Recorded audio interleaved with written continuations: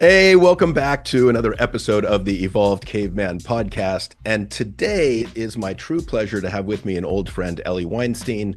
And Eli is the hardest working social worker in America. He is also a therapist, author, and the energizing host of the Dude Therapist podcast, a space where real talk meets real transformation. With a refreshing no BS approach that blends clinical expertise with humor, heart, and practicality, Eli helps individuals, couples, and families navigate the chaos of life, relationships, and parenthood with clarity and compassion. He runs a thriving practice in both New York and Nevada and works with a wide range of clients to build resilience, improve communication, and deepen connection. His upcoming book, From I Do to We Do, Navigating Marriage Through the Parenting Years, brings his years of clinical insight and real-world storytelling to couples striving to stay connected amidst life's busiest season. Whether through therapy sessions, podcast dialogue, or his writings, Eli's mission is the same: to make mental health relatable, accessible, and actionable, empowering people to build lives of connection, courage, and meaning. Welcome, Eli.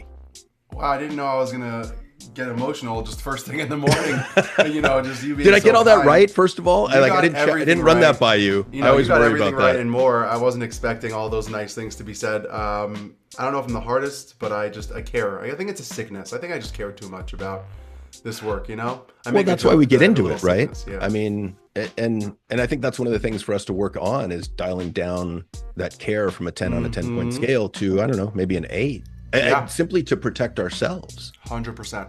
When I was a young therapist, Brutal, right? It was me. It was like my life. Yeah. And now it's more of like, hey, and I always say this to my clients, I'm like, I'm not trying to be mean.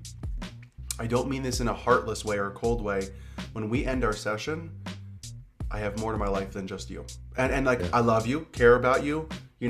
I think about you if like I hear a podcast or a book or, a song or something pops up. Oh, I'll share that with my client maybe, but I'm not part of your life.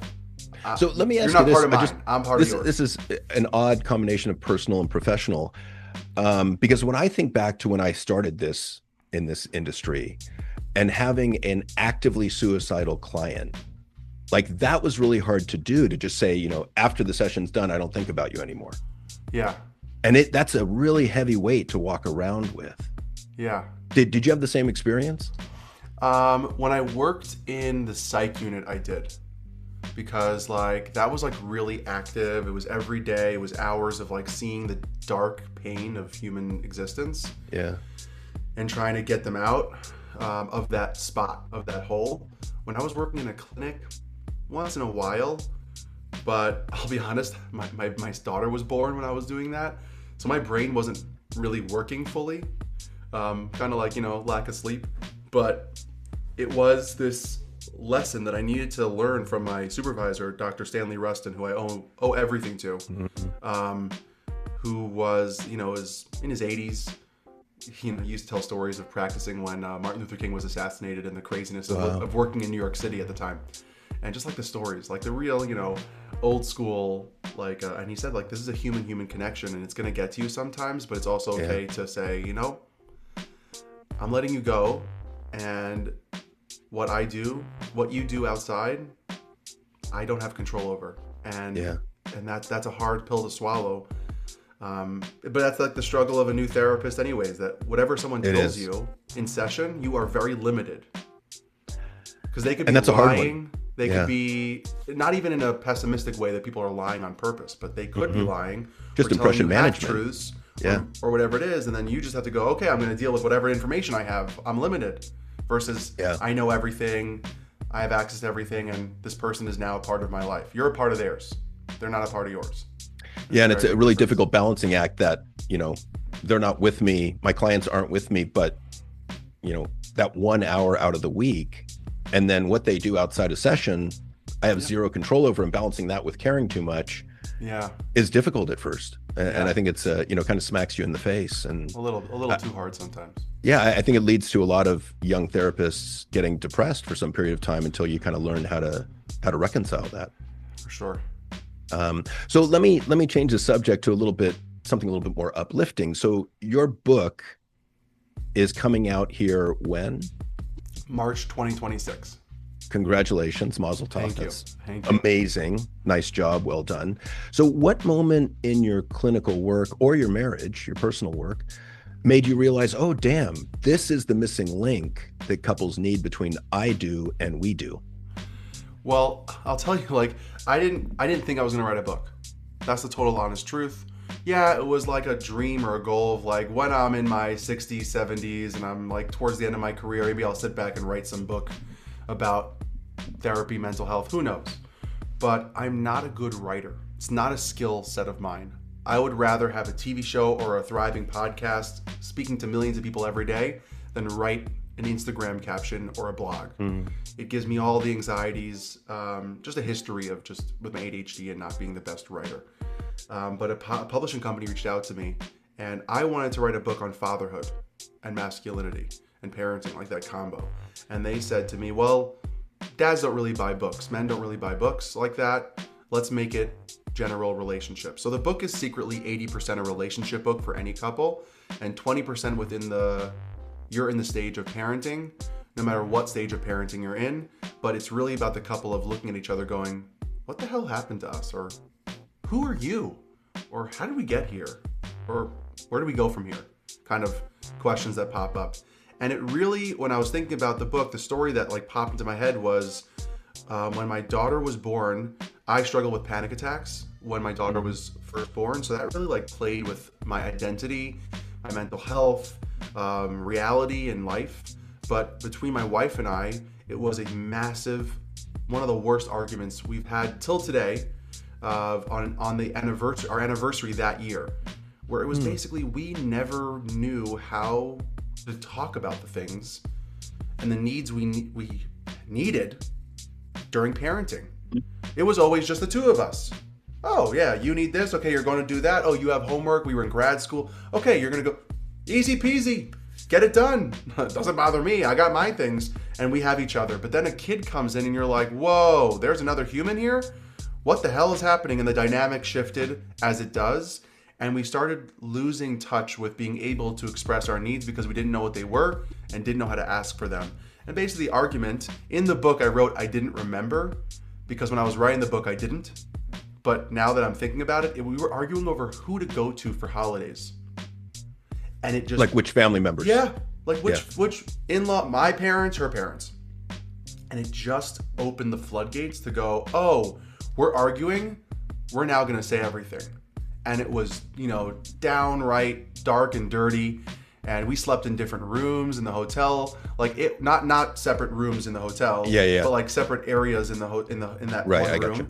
It was, and we woke up that morning and went, oh, we need to start communicating better. Like, this is not okay. We can't do this. And that's really where I was like, okay, we need to start the book here. But in the while writing the book, and I don't know, maybe if you experience of working on something that's very close to your heart, you start seeing the signs, how important it is. Mm-hmm. I have realized that more and more of the couples that I'm working with just don't have basic foundational things, especially when they're in the trenches of parenting and they lose like touch with that foundation that they've been working on.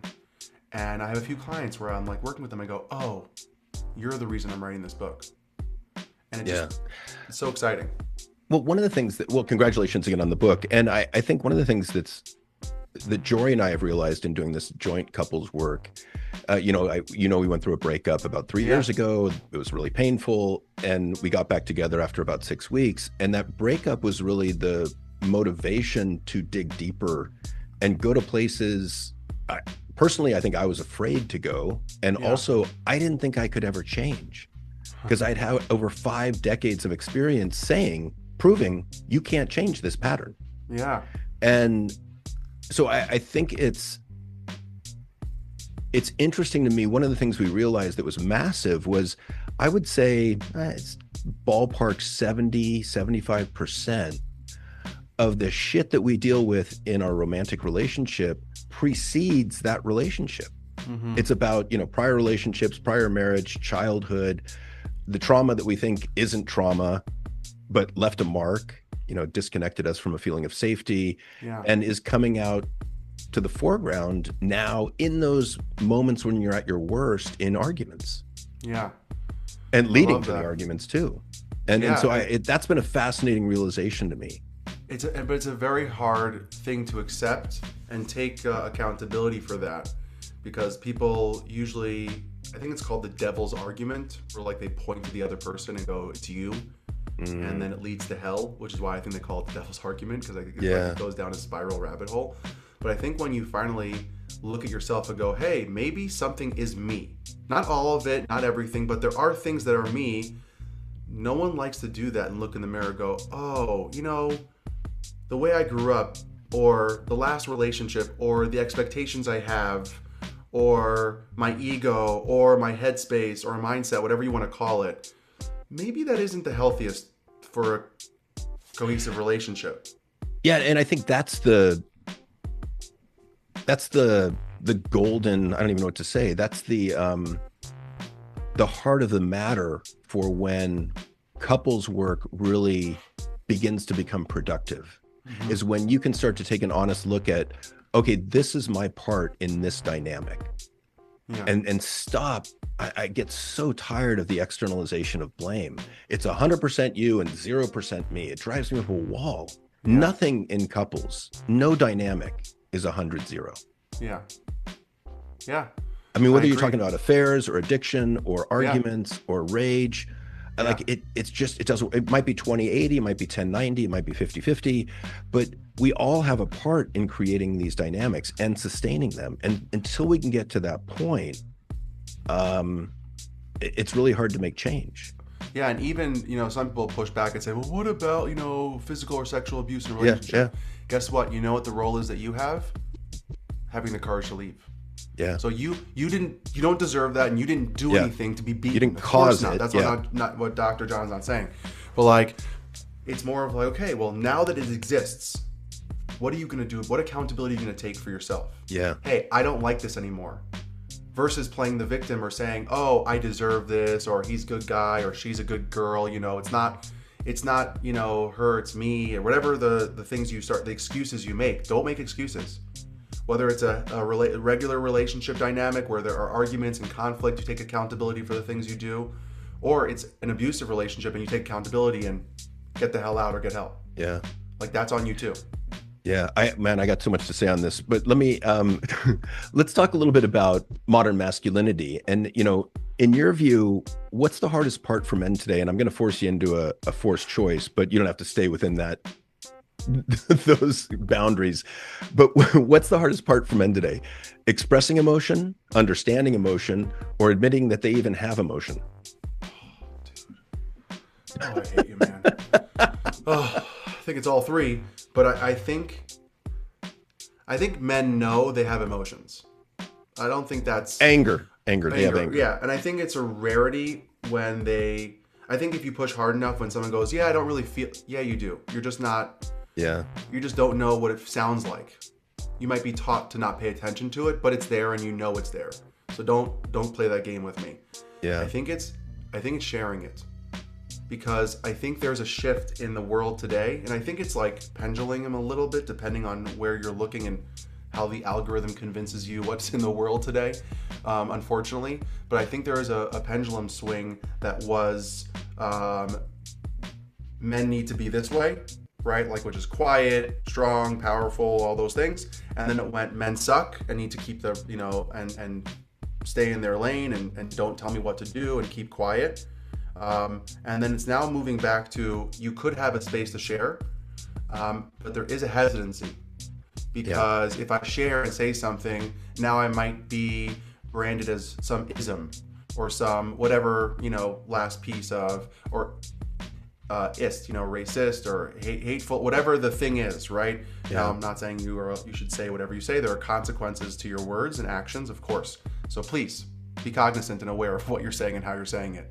But I think there is this hesitancy that men have. Well, if I share too much, am I going to get, reprimanded for that? Is my partner going to think that I'm, weak or less than? But if I don't share enough, then they say I'm not emotionally in tune and speaking enough. And finding that balance, what feels comfortable to them, but also appeasing the people in their life, is a very hard space to figure out. Yeah, one of the dynamics that I see recently is, women that are like, well, I want my man to be more emotionally expressive or emotionally aware or emotionally in tune or, responsive or greater emotional granularity, like all these kind of requests. And I think those are good requests in general. I think they're very Wonderful, valid. yeah. What drives me up a wall is when that request is made and then the male partner has the courage to step out of the man box and express emotion, like cry in front of their spouse. And they're like, stop being such a pussy. And I'm like, oh, fuck, do you realize what you've just done? You just put them back like 10 years. You just shot yourself in the foot Yeah. and killed whatever request you thought you might have wanted. 100%. Because you just shut them down for years. Yeah. And so it's this really funny dynamic of, I want my man to be manly. Simultaneously, I want him to be emotionally expressive. It's funny. The last 6 months, I've had conversations with about 4 men in my practice on the idea of what is masculinity. And I was looking forward to talking to you today because I wanted to get your take on what I said, because you're like one of the leading experts in this field of that, Thanks. I don't know if there are any leading experts, but thank you. I think you're one of them. So we'll make the category. Okay. You and Dr. Christian Conti. We'll put the two of you together. Okay. And maybe John Deloney, depending on the day. But we'll throw you in there as number 1 or 2. How about that? We'll be number 1. Well, I like Daniel Ellenberg too. I think he's done tremendous. Yeah, he's great also. Yeah. There's Sean Harvey. Like, there's some great guys doing There's so many amazing amazing men. Where I said that masculinity is, to me, the energy of strength and courage. Okay, which is like the classic. But how it shows up could be the strength and courage to share. It's, I think, a offensive way of embracing that, or the defensive, which is the strength and courage to hold and pull back or be in control. Right, to not scream and yell at your kids. That is masculine. That is a power. That is a strength. Then there's the offensive, which is to speak up when you feel you need to take action when you feel you need to. And that balance, I think, is the offensive, defensive of masculinity is what people think it's only offensive. It's only that lion that's lunging to grab with the claws out, ready to go and fight. But I think people forget the defensive part of sometimes me not saying something, me not yelling at my wife because I have control and I know the timing's not right, or I know it's not the best place, or I can hold it in and calm down and say it better. That is masculine also, in my mind. Yeah. That balance of the offensive, defensive. I wanted to hear your take on that. Yeah, I think that's great. I think I really struggle with the whole term or phrase or word masculinity, healthy masculinity, toxic masculinity, modern masculinity, progressive masculinity, traditional masculinity, whatever you want to call it. And, 100%. I would never say toxic masculinity because that just shuts men down. But I to me, what I want to see men evolve to is, I would best describe it as full spectrum humanity. In the sense 100%, of course. Like, we're cut off, I would argue, from 2/3 of our emotions just by virtue of how we're socialized, how we come up as boys and men. Yeah. And that in and of itself pisses me off. Of course, yeah. Because it's cutting us off from wide swaths of our humanity. Yeah. And then everything that comes after that is performative. And we're just pretending to be a man. We're performing at the role of masculinity. And so I really like your idea of courage in there. I think courage, strength, I would throw compassion in there. For sure. But it's really the courage to be who I know I can be, it's stepping into your full humanity with less regard for what others think about you. And the other thing that comes to mind as you were talking is I saw a bit from Terry Real, who's doing great work in men's work, about boundaries.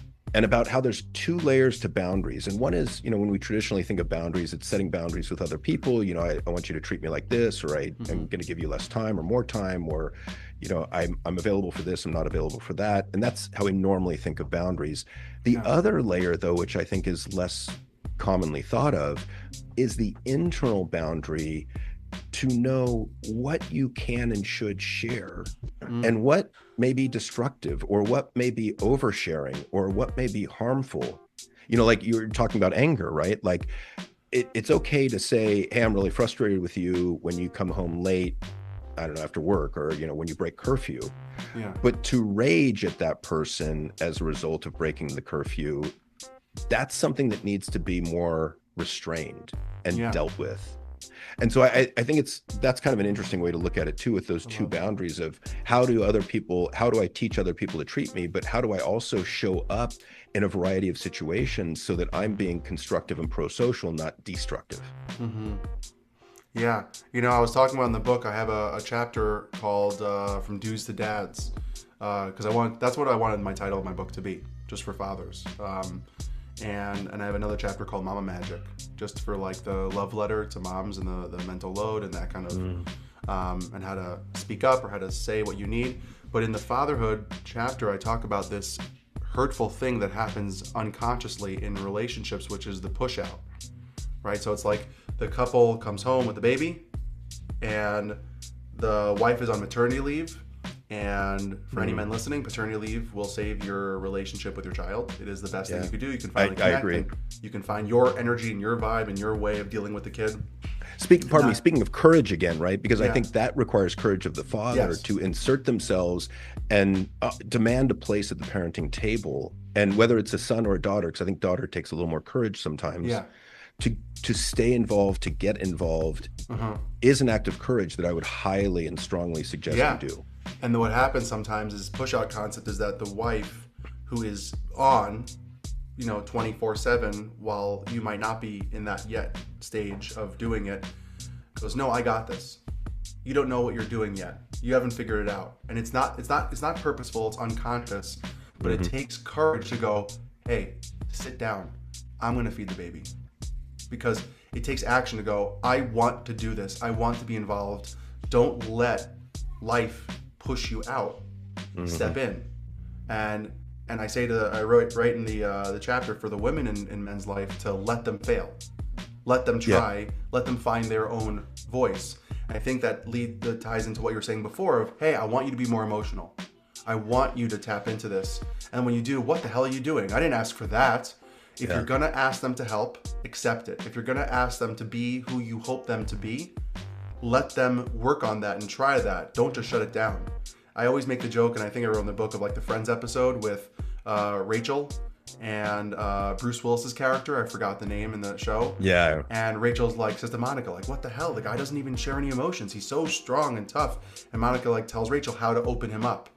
And then the next scene is him on Rachel's lap, bawling uncontrollably. And then she now has this like face of disgust and not attracted to him anymore because, well, I didn't ask for the floodgates. I just asked for some emotion. So like, what? I just want a little emotion, not a lot. I just want something. I don't want everything. Yeah. Come on, keep it together. And then I think she breaks up with him or something, whatever, and doesn't want to be with him because of that.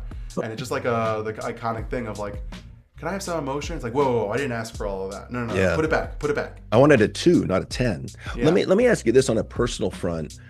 So your first child was a girl. Did you find, well, you said you had panic attacks. So did you have anxiety about having a daughter? No, I didn't have anxiety having a daughter. I wanted to be a parent since I was a teenager. Like I always loved like the idea of I'm glad kids. You waited. Yeah, thanks. And the idea of the daughter wasn't what gave me anxiety. It was the pressure because we did IVF of like the hope and then having the baby and then the pregnancy and like, oh my gosh, is it going to work? And then it was an emergency C-section where I could have lost both my wife and my daughter. And then it was like me trying to focus so much on my wife after the C-section. Literally after the surgery, I ran to the bathroom and vomited and got back into the action. Like I didn't even wipe my face. I was like, I gotta go back, right? It was more of like not sitting and processing everything. Did you put a breath mint in? Oh, heck no. I didn't have any. I just went right to kiss my wife. I went back, I just like all the vomit flavor.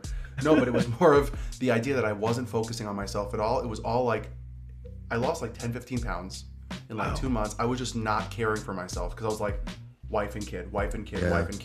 And at some point, I think Dr. David Burns talks about this in Feel Good Therapy of like, if you keep shoving something in the closet or he calls it under the rug, at some point something's going to open it up and that's when you have panic attacks that aren't a trigger based, this happened and now I feel. It's more of like 2 o'clock in the morning waking up and your brain just going, something opened the door. We're now coming out, flooding of emotions, and Yeah. that's what it was. It was my body was screaming at me to go, hey, pay attention to yourself. There's stuff you need to process that you haven't done yet. But it wasn't about having my daughter. But it's funny because I didn't feel connected to my daughter just because of like new dad, third wheel kind of thing. But once I had paternity leave, I was like all in. My son, I didn't feel connected to because of how hard he was with sleeping. Like we didn't sleep for a good year and a half. Oh, it was just annoyed. We were just annoyed. Like, what the hell are we doing? This is not fair. This is torturous. Why do we do this to ourselves? What is wrong with you? And we kind of, my wife and I have discussed it before, and it's like, it's not that we hated him. We just didn't like him. Like we loved him, but didn't like him. And I appreciate you sharing that, because I think it normalizes it for a lot of new dads. And I remember, my first child was born by C-section, and I remember being really torn and not expecting this at all. Like I'm talking to at the time it was my wife's head, when her abdominal cavity is cut open, and it was Frankenstein. Oh yeah. Well, oh my gosh, that was the worst decision of my life. Each one I looked progressively more until I was like, holy shit, like, is that maybe her I shouldn't look spleen? next time. Anyway, but I was really torn emotionally between staying with my wife, who I knew and had an emotional relationship with, and they wanted me to go with this new neonate, this new baby. And I was like, but I don't know them. I don't have any emotional connection to this thing. And I'm supposed to go with the baby. And I'm like, wait, but I'm leaving my wife and she's cut open on an operating table. Like, it was a really weird pull that I didn't anticipate. Yes. It wasn't like, it's funny because the whole pregnancy, labor was like 23 hours. Nothing happened. And then it was, okay, we're going to plan for a C-section in the next hour or so. And that's when we lost the baby's heartbeat. Ooh, like within a couple of minutes. Frightening. Like then it was like, all of a sudden there was no heartbeat. And then it was like 3 seconds. They grabbed my wife, pulled her in. And within 5 minutes, the baby was there. And it's funny because my son was a planned C-section. He came a week early, but it wasn't an emergency. By 12 hours of labor, my wife's like, I looked at her and she's like, yeah, we're not doing this again. Can we just have the C-section? Yeah. We're going to do it anyways. Like, we're not waiting till 24 hours. And there was music playing. I got to cut the cord. And it was this very stark difference of, holy crap, the baby might die, to la, la, la, la, la throughout life in this experience. And it was so weird to like think of the two happening to my wife and having a child and me being the dad. But I think it's just an interesting dynamic you're talking about of like, men don't have the time to repair. Like woman, the baby's growing in you. You feel it, you know it, you have all the symptoms, and we're like, you go girl. And you're on the outside, and all of a sudden 3 seconds later you're like, oh look, a baby. And you've already built that connection for 9 months. Right. And you're like thrown right into it. And the other thing I appreciate you bringing up is just that idea of loving your child, but not necessarily liking them all the time. Because I think that's really human. And that's true, I would guess, of all parents. Yeah, but same thing with a partner, a spouse. And just to give yourself that permission of, I love my son right now, but I don't really like him because he's kind of screwed up our sleep for a year and a half. Yeah, I remember. And I'm resentful having a of that. Point at we were living with my parents at the time to save money to buy a house, and I was like at a Friday night Sabbath dinner, and I was like crying and screaming at the same time. I just was at my end, and my father looked at me and said, "Don't you dare talk about my grandson like that." Because like to him, like this is like such a blessing. You know, you went through IVF and all these things, and this is what this is how you're talking. And in my head, I'm like, yeah, I am, because this is called having emotions and feelings. Yeah, doesn't matter how we got here. Children will push you to the breaking point often. Also, I think my daughter screwed us up by spoiling us. She slept like 4 or 5 hours they make at a time. the first one easy so that you have more. I think that's I don't know if that's God's plan. I don't know what that is, but that often seems to be the case. But it was like and it was just this realization. And then now he's like 3.5, almost 4. Like I can't. He woke me up last night. He had to go to the bathroom. Right. He's like potty training and stuff like that. And he asked me, he goes, "Daddy, can I snuggle with you a little bit?" And the answer, of course, was like 100%. Like, I love you. Like, I want this. And like, it's so nice to look back and be like, I can't believe I ever had those feelings, because you are just, Yeah. I always say that my son has my heart, my daughter has my soul. Like we're like, it's like soul, like we're like the same person, but my son like has my heart in the way that my daughter doesn't, and my daughter has my soul the way my son doesn't. So it's like this weird. So let me ask you this. To what extent did you like being a parent of infants versus toddlers or older? What was your experience there? Oh, I love like I love each stage differently, but I love like the 8 month, a year stage where they start becoming a person and aren't a blob of nothing. Yep. And they're not spitting up as much, and not like, but that they're now like the personality starts. Yeah. And you're like, there you are. Like, and then they see you and they're cooing and talking. But I love this, even though the toddler stage is really hard, because they have thoughts of their own and talk back and are super sassy and say you're the worst father ever and you suck and all those things. But I love the conversations and the depth of relationship that we are building, because they are now like actually people. They have their likes and dislikes. They have a sense of humor. We're reading, certain books and they're laughing just like I'm laughing, or they don't. And it's just the questions of life and just these conversations and talking that I just can't get enough of. I always say that my favorite part of the week is I walk to synagogue with my daughter, and now my son comes along, and the conversations we have of just like the ridiculousness that you can think of that a toddler asks. I look forward to it every week. It's just the simple, like, this child is going to ask me the most ridiculous things, and I cannot wait. And now they get my humor, because I have like a witty like humor, and they'll look at me and they'll go, come on, Dad, like, you're ridiculous. And I love They're that. your biggest critics. Yeah, I love that. Even yesterday, my daughter had like a Hanukkah party thing at school, and she said, do not scream my name when I get up to the stage. And I said, okay, not going to happen, but okay. And she got up there and I yelled, like, let's go, Ricky. And she just gave me this look of like, come on, on stage. And it just, I'm like, oh, we're here. Like, this is it. Just wait. That penchant for embarrassing your children gets better and sweeter. Like, it really peaks in middle school. I used to drive my daughter up and drop her off at middle school.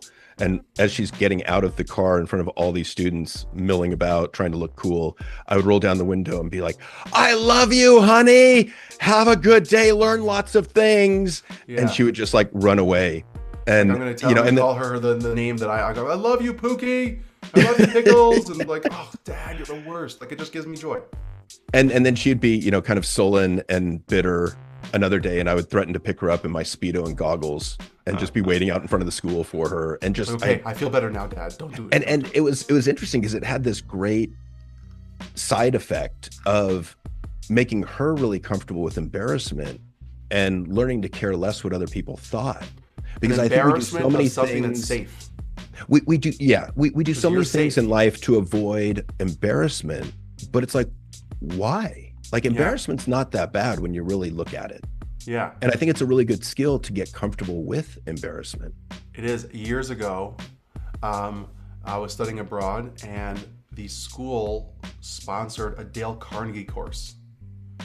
Was like a famous speaker in the 1950s, how to win friends and influence people. Oh, yeah, great. And classic. His courses, he was like the pre-Tony Robbins, but his courses didn't make you walk on hot coals and burn your feet off like Tony Robbins, but his whole thing was to, in front of a group of people, small group of people, 10, 20 people, do something that was a little out of your comfort zone, but you knew you were safe and you're okay, to break you out of this shell of, what am I supposed to do? Like, I can't, there are people here. And that taught me so much about myself that, like, who cares? So I'm jumping like a frog and yelling Shakespeare. Yeah. Big whoop. I remember when it must have been 30 years ago, I was prepping to do a radio show, like a live daily primetime radio show in the Bay Area. And I decided I would take an improv comedy class to prepare me way out of my comfort zone. And that helped me to get comfortable with being silly, being stupid, being embarrassed. Being you. And it was invaluable. I love that. Because then you can, again, embrace all of your humanity. So we've been, kind of reminiscing here and talking personally. Let me go back to like the work stuff. Because then I feel like I've justified this interview, although I enjoy talking to you at every level. But in your in your book, you talk about the Holy Trinity, the three fundamental components of how we make sense of everyday life, and their Yeah. expectations, perceptions, and reality. And you say in the book that this is one of the most, I just have to say that because then I can say I've read part of the book, so I feel very good about myself. So you say in the book that this is one of the most important insights you've had for your relationship and the work you do with couples. So tell me a little bit about that. Yeah, I think a lot of us have so many expectations of how things should go. Well, if my partner is home all day, they should clean the house or take care of the dishes. Or if they're feeding the kid, they should be doing it this way. And then we come in without context into the scenario with that expectation, and now we perceive it through that lens. Either they're failing or they're succeeding within that perception. Well, how do you think we're going to deal with that when it comes to the reality of how we interact with it? We don't know the reality, number one, we're not there. And we also are going to interact with that reality based on our expectation and perception. So the classic example I give is, I was taking care of my daughter, paternity leave, and my wife was out at work, and she comes home and the apartment's a mess. And she gives me this look of like, what the hell have you done all day? And I remember like feeling so like crushed. I'm like, I was keeping this child alive and playing and like you weren't there. You didn't see how many diapers I've changed. You don't know there could have been like 7 poop explosions and 3 vomit explosions. You don't know anything. You're coming in with limited knowledge, and your expectation is things should be cleaner because when I do it and when I did it and you came home, everything was taken care of.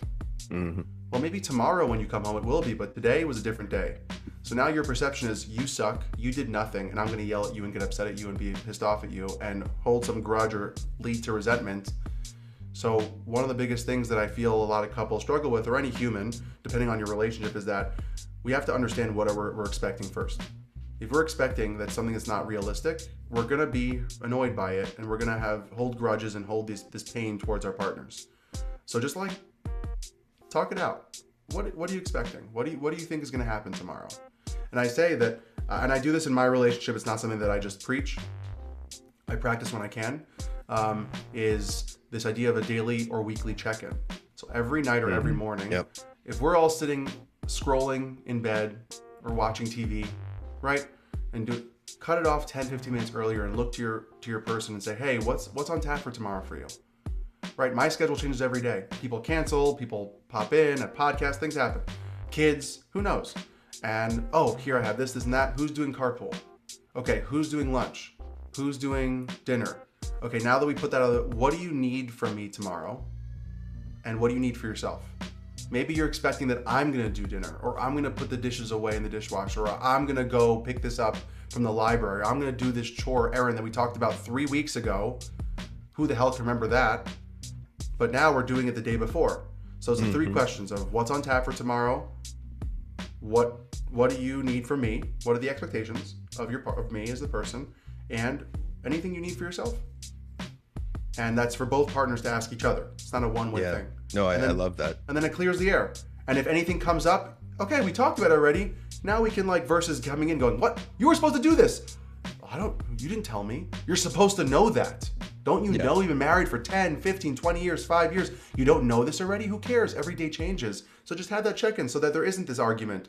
Let's preempt these arguments and things so that we can just and to listen. That end, I always like that, being aware of that cognitive error that we do of mind reading or thinking our partner should read our mind, right? We've been together for so long. They don't know how to buy me a gift already. You should know this. They don't know what I want? No. But the other thing that's fascinating to me about your triad is I think the expectations are often built up over a lifetime, often before you even met your partner. So that's something to be aware of.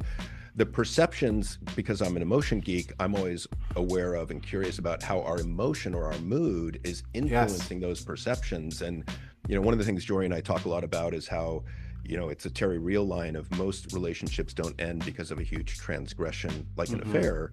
They end death by 1,000 paper cuts, where those paper cuts are small emotional, resentments and annoyances and hurts being ignored and so on. But as those accumulate, your perception of your partner can go from all positive to all or mostly negative. Yeah. And so I've seen it get so bad that I've seen, husbands try and do something kind for their wife, like bring them flowers.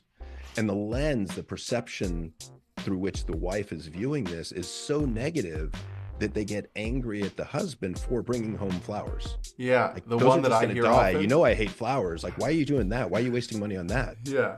The one I hear often is, what, your therapist told you to do that? Oh man. Yeah. Or the extension of that is when you ask couples in couples therapy, like, what would you need to hear from your spouse when you're in this state, like when you're triggered, when you're angry? Yeah. And they tell them word for word, this is what would really help me. And then the next time they get in that state, the partner tells them word for word what the partner to themselves said, this would be helpful if you said this. And then they get mad at them. They're like, what? I just told you, you're just saying that because I told you to say that. It's like, well, how do you think new skills How do you develop? want me to do it? Yeah. So the thing with when I get that pushback, when the guy comes back into my office, he goes, Ellie, I did what you said. And like the suggestion of how to say things. And she's like, well, I'm sure Ellie told you to say that. So I said, you know what you should say back? You're like, you're right. He did. That is me. I'm trying to do the work. Yeah. I know I'm not where I need to be, or I know this is not my best self, or I know that this is, I'm trying to work harder for us or you. This is part of that. If you want me to be there and show that effort, I need you to accept it, because if you keep shutting me down, why would I even try? But that's like a big pushback. It's one of the points that Jory and I always hammer home, this idea of focus on effort over outcome. Yes. Because even with I'm sorry's, how many times you deal with someone not having this wasn't the perfect sorry, but they said I'm sorry. So accept what they did, not what the ideal hope is, because maybe they're not there yet, but at least they said they're sorry, and that's the start. Versus it needs to be the perfect language and the perfect algorithm to be the perfect thing to make me feel everything I deserve and need. Yeah, and if you want your partner to change, you gotta learn to reward or praise the efforts, the small steps that they're making on the way, in order to encourage their effort so that they keep going. Whereas if you attack the effort because it's not the outcome you want, it shuts the effort down and you're in square one again. I love that. And I think that a lot of people get sucked into that. Well, it's not the end result. And also the thing with like that back and forth of trying and making these efforts is that when it comes to these ways that we talk to each other and support each other, and you're not there for me, and this is what your therapist said, and all those things, I think it's just very important that people need to realize people are doing their best. Yeah, and most people. And I mean, it's interesting. We had a story. I won't tell the whole story, but early on in our relationship, Jory and I, we'd get into a disagreement, and I would get butthurt and angry and maybe a little bit of shame mixed in there. And I could get to the point after a while of making an apology, but the initial apology was pretty robotic, monotone. It lacked sincerity. It lacked warmth. And she would get, it would trigger her again. She's like, well, that doesn't feel very authentic. And then we get back into the loop, right, of being disconnected. And I told her, I said, look, if you can accept that initial apology as a half step towards you, as that is my best effort in the moment, that I'm still angry and hurt, but I'm trying to turn towards you.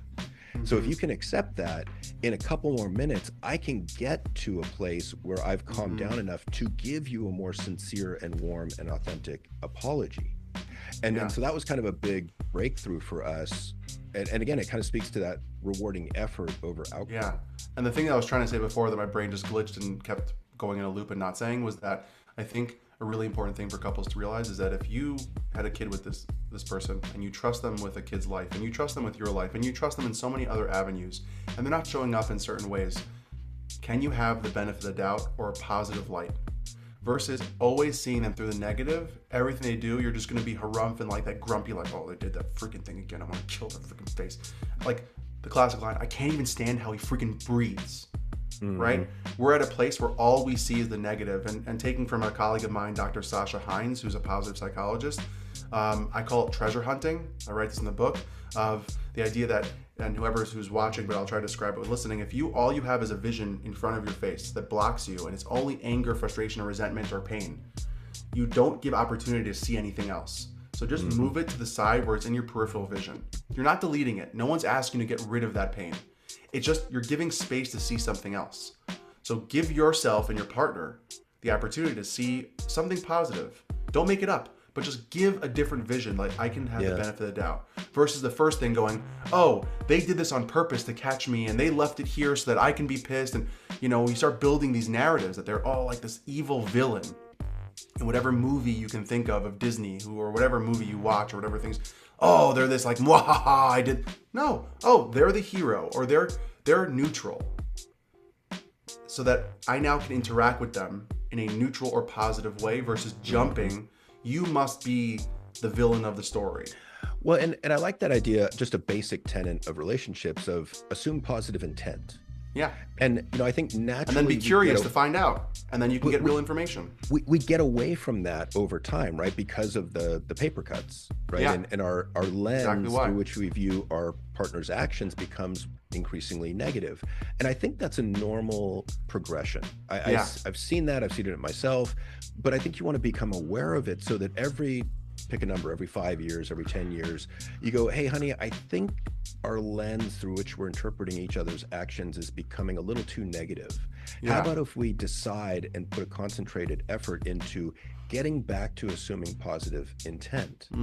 And part of that, to your point earlier, is, you know, playing the game of, what am I grateful for? What am I appreciative of the small things that my partner is doing throughout the day?